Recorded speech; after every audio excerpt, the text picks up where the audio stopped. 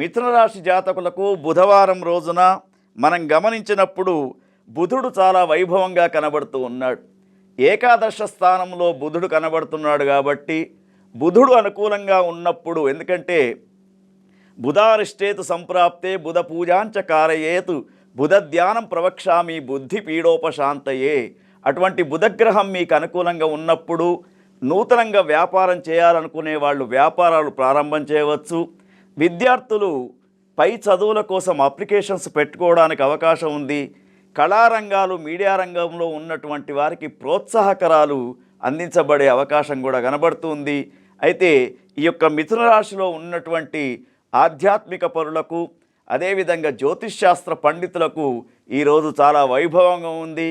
వారికి అనుకోనటువంటి మెప్పుదల కూడా పొందే అవకాశం మనకి యొక్క బుధవారం రోజున కనబడుతూ ఉంది. అయితే ముఖ్యంగా ఒక సూచన ఏమిటంటే, వీరు ఏదైనా ఒక ఆలయంలో అన్న సంతర్పణ చేస్తే బాగా ఉంటుంది.